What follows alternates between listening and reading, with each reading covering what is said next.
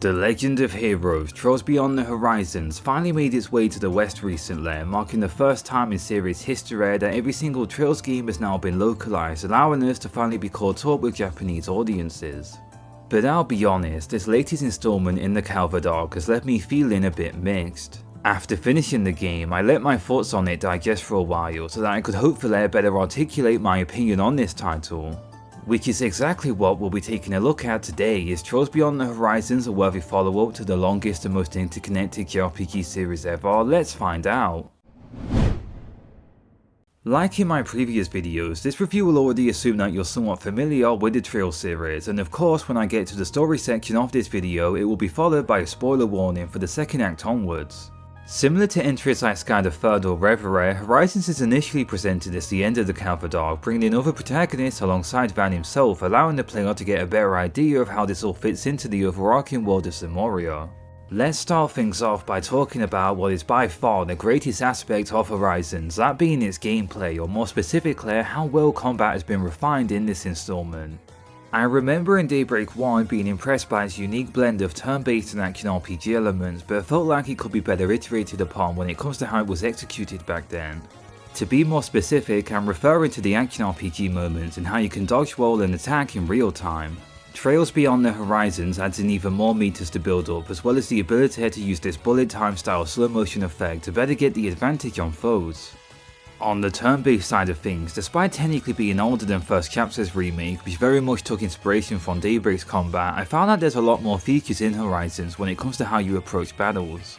For instance, they brought back commands from Cold Steel, which was an ability I was a fan of, giving you passive buffs based on who was in your party. There's also EX combos, allowing you to attack alongside a teammate to deal even more damage. The combat in Trails Beyond the Horizons really feels like the culmination of taking literal years of ideas from previous installments and refining them to perfection, and serves as a great example of why you shouldn't throw away game mechanics and reinvent something for the sake of it. To put it plain and simple, it's just satisfying. Difficulty wise, with all these tools at your disposal, the game felt mostly fair during my playthrough. Although I will say, around the middle section, bosses did start to feel like damage sponges at times and took way too long to go down, but despite that, this game is the most fun I've had with the series' combat, which is worth praising. Horizons also brings back the central dungeon mechanic found in Sky the Third and Reverie, where the whole cast can get together at any time, chat and play minigames, as well as tackling all the flaws of the Grim Garten. I was a little disappointed however at Horizons' lack of any major side stories found here. They made the central dungeons found in previous games feel more special and substantial with how they added to the series' world building, especially with Sky the Third. Outside of doing all of the dungeon floors, there isn't really a whole lot to do here. But I mean, at the very least, the reward that you get for tackling all of these optional floors is well worth going for, despite how cryptic it might be. On a visual level, once again this game looks stunning, and certain attack animations have been updated for Horizons, which is a neat small touch. Although I will say, after spending hundreds of hours in Calvert, I am a little tired of how static its in-game dialogue exchanges can be between the characters, with a lack of any actual animation being used. Instead having the same hand gestures being repeated, it can all look a bit stilted after playing for a while. As is to be expected from the series at this point, the NPCs really are the star of the show when it comes to the sheer volume of interactions that you can have with them. They really make the world of Zamoria feel alive, and they all have their own names. Like in previous installments, the developers go all out when it comes to updating their interactions constantly throughout your journey. I mean, to me, no Trails experience is truly complete without at least spending a few hours talking to all the game's NPCs. Alright, I've avoided talking about Horizons' story long enough. Let me just quickly outline before jumping into its narrative that I love this series. I'll gladly make any video on Trails regardless of the views and tractions they bring, since at the end of the day I want these games to be played and experienced by as many people as possible and to share my feelings on these titles with fans. But with that being said, overall after finishing Trails Beyond the Horizons, it's left me feeling fairly negative about its story.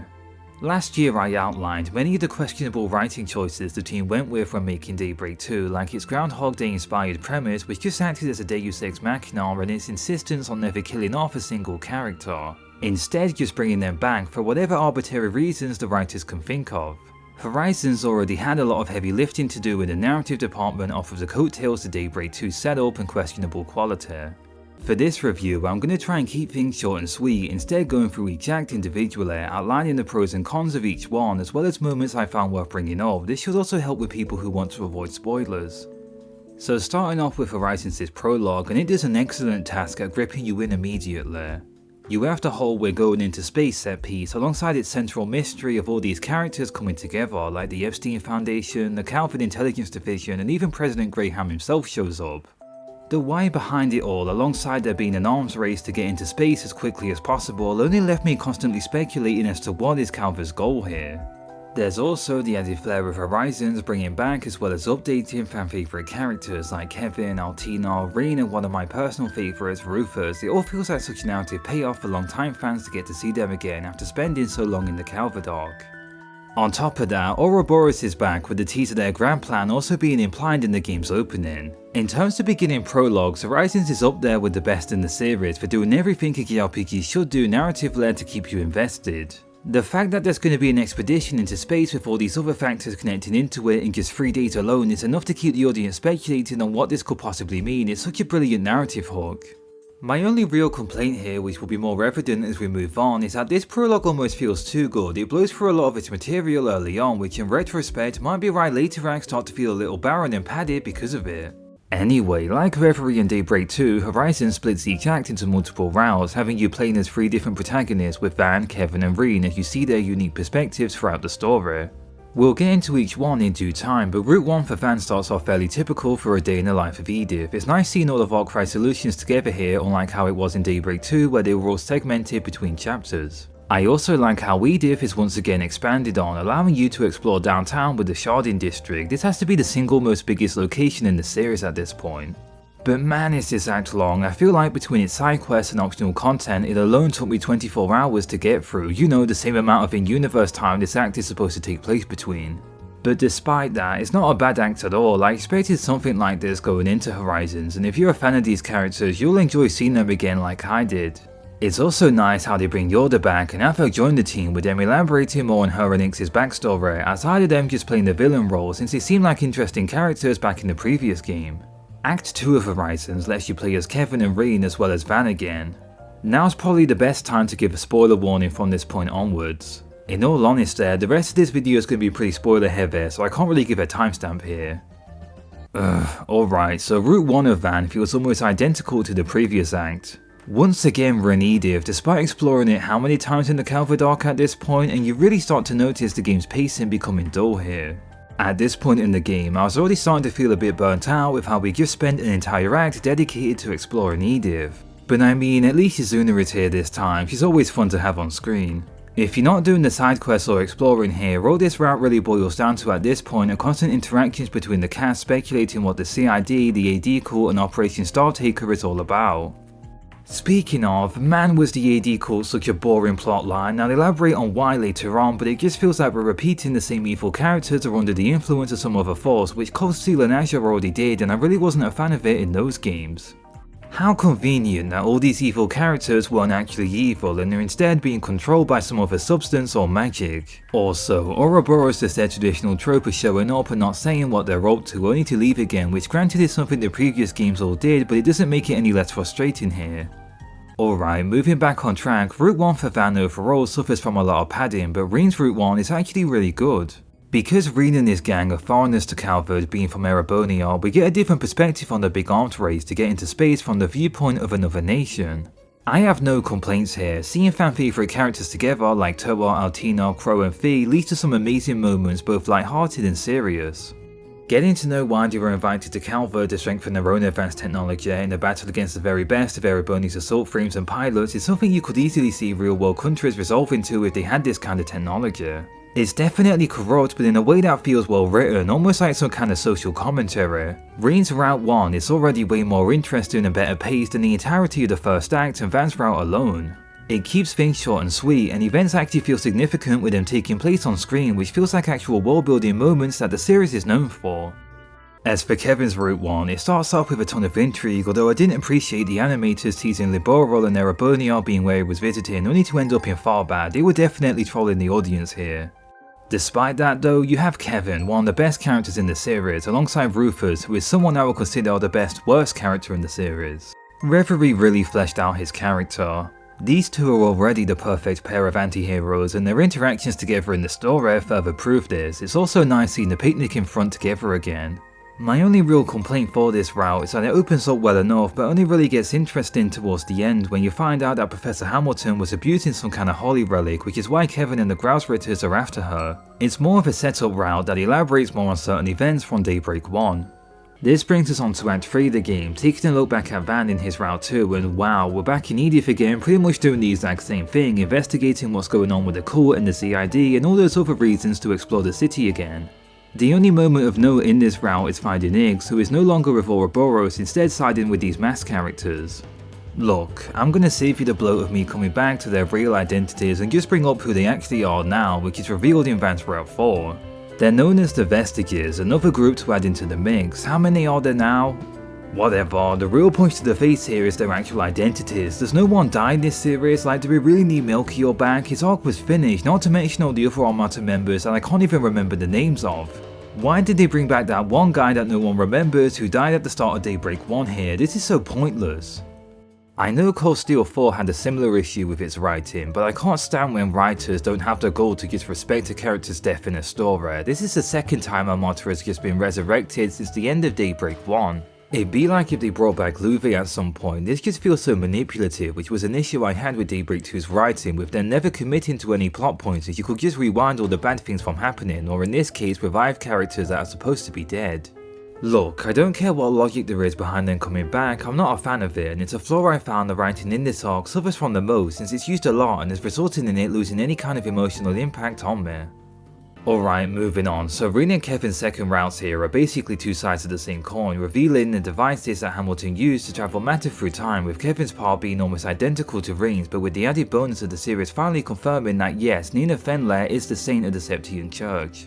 It really does feel like every group in this game, Ouroboros, the Iscariot, Epstein Foundation, the CID, AD Cult and the Vestiges are all playing some kind of 4D chess here. And you're constantly getting minor breadcrumbs about what they're doing, only for them to disappear just before anything actually happens. It can make routes like this one feel less significant since there's this constant insistence with the writers not telling you what these groups are up to, instead having the setup of it being all you get for going through these pretty lengthy moments. I don't know, maybe these characters are under some kind of non-disclosure agreement over actually saying their goals about anything whilst being on screen in front of the audience. We've already had two previous games set up the events for Horizon, so to see it stubbornly hold off on telling the player anything feels like torture at this point. Hopefully it all pays off narratively at the end of this series. Alright, that's enough ranting at this point, so on a positive note, Van's Route 3 is actually pretty good. There's some real character development here. Instead of having everyone being a massive group finishing off each other's sentences, the writings actually fleshes out more on Agnes's and Van's relationship. Despite the age gap, the game writes this scene very respectfully on how Van doesn't have romantic feelings for Agnes after she confronts him on it. I was really expecting this scene to cut away like in a lot of anime when Agnes confesses to Van, but it's actually there in front of you happening. There's no off-screen shenanigans or cuts to black here. I felt on the edge of my seat during this moment in particular whilst playing. Van's reasoning as well for not being with Agnes feels human and is done respectfully as to not hurt her feelings, with the two quickly coming to terms with one another and not letting their friendship be soured because of it. This scene was something that I felt should have happened at some point in this arc, and I have no complaints, only compliments for how it's handled in Horizons. It's a high point of its narrative for sure. I preferred how they went about this when compared to previous game protagonists like with Reen and Lloyd, and how the writers never wanted to actually confirm any romantic connections with other characters and did have to settle on someone, and to put it bluntly, Horoms are popular for a reason. Despite Route 3 once again taking place in Edith, I don't mind it here since we get some much needed development between two major characters. I typically prefer when the Trail series is more character centered over world building being the main focus. Some previous titles have struck a nice balance between the two, but on average you don't really see many characters change or be elaborated on once their initial arcs come to an end. We're now at Van's Route 4, and thank God we're somewhere else for a change with Anchorville. This route once again amounts to you just exploring and tracking down what's going on with the AD Cult. I've already ranted on how this route ends with the big Vestige reveal, and I'm just not a fan of it. Why bring back Armata members? I'll never truly believe that a character is actually dead in this series with how much revival has lost all meaning at this point. Alright, we're approaching the endpoint now, so Reen and Kevin's finale routes both end at the same point just before Operation Starfall is put in motion. Most of the best moments I found in Trails Beyond the Horizons do happen during Kevin and Reen's routes as well as its prologue and some of its ending. I mean, sure, we're not really given enough closure with the climax to these plotlines with them ending on cliffhangers, but at the very least for the most part what they was doing felt substantial enough and gave us different perspectives on this game's narrative. I just hope this all ends up getting resolved with a satisfying conclusion. I guess this is where I talk about Horizons' ending, or more accurately, the lack there is of it and how it caps off with a cliffhanger. Alright, let me slow down for a moment and air things out one at a time. Seriously, what is going on with this ending? So Kincaid was playing 4D chess the whole time to obtain the 8 Genesis and keep everyone away from getting the Septyrion. Also, he's a Grendel apparently? What? This fight is amazing though, what a spectacle. Also, Yes is a god? What on earth is even going on here? I get that some of this was foreshadowed and I actually like the sheer insanity of her completely resetting the universe and everyone in it, but I can't say I understand her reasoning behind it. Apparently it has something to do with her ancestors and how she was turned down by Van, but she wanted him to do that, which is why Yes wore her school uniform to make him more uncomfortable when confronting him about it. Maybe it had something to do with Yes having to reset this world, which is what had to be done because of some of the force that's at play here, and that was her way of not getting too connected to the people around her in this timeline, but that sounds very out of character from what we've seen. Could this be just another example of the many out there with a character playing 4D chess in this series? Only time can really tell. On top of that, all of this is made more depressing when you realise that we never got to celebrate her birthday. If you was doing this game's side content like me, there were many moments hyping up this event, but sadly like its ending, I'm left a bit disappointed since we never got to see it despite its build up. Horizons' ending is incredible, but its cliffhanger climax only raises more questions than answers. The more negative side of me sees this as an IOU from the storytellers here, since all this ends with no actual narrative payoff. So many of this game's characters and groups reach no real conclusion in Horizons. Outside of Operation Starfall and President Gramhart's motivations, we're left in the dark as to what's going on at this point, which is somewhat frustrating since this is a very long game to get through. Maybe by some miracle of storytelling all of this will be resolved in what has been dubbed the final chapter of Van's arc, but I can't see it happening to be honest. Last year I ended my Daybreak 2 review with a similar sentiment, saying how maybe the follow-up game will fix some of its writing issues, but all Horizons has done despite its highs has left me with low expectations for the next installment, and whether or not it will actually feel like a conclusion and not another title that just builds up more plot points without resolving them. I really get the impression that Falcom was a bit burnt out when developing Trails Beyond the Horizons. It is overall better than Daybreak 2 but still suffers from similar flaws found in that game. In some recent interviews, they have mentioned taking their time with their next title, giving it a longer development window, which is a good sign for the series if you ask me. Even as a die-hard fan that will follow anything this series puts out, I can wait, and I feel like this change in release output alongside focusing more on their incredible remakes is a good thing overall. Wow though, what a story. When you trim out the filler and some of its questionable writing decisions, what's here is great, but do bear in mind that it took me tens of hours to reach these moments. But before capping things off, I'd like to mention some miscellaneous criticisms I found with Trails Beyond the Horizons. Firstly, like Daybreak 2, the alignment system is once again a complete joke here. In the first game, it somewhat changed how certain events in the story will play out on whether you sided with Law, Neutral or Grey, but it's like they forgot to implement it once again into the game's story. It's purely cosmetic and nothing else here. On another note, I did wish there were more moments of character development actually happening. Van and Yes had some, and I also liked how this game developed more on Reset's past on who she is, as well as her close connection with Marielle. I just wish that we got to see more of it. A lot of Arcry Solutions' members are kinda just here for the ride in Horizons and don't really have any moments in the main story. I do hope with the next game that they shorten the cast size, since I'm tired of these huge ensemble groups that don't talk naturally together and just finish each other's sentences with one-liners. It's become a tiresome trope with the JRPG genre for me. Another piece of random criticism that I have is that Major Amelia was such a fun character, and I was genuinely thinking she'd have a route in this game, but outside of playing as her in the game's climax, you never get that. I felt like she was experiencing the most interesting part of the story and had another viewpoint that could have made the game's narrative more engaging instead of just wandering around as Van in Edith for the dozenth time.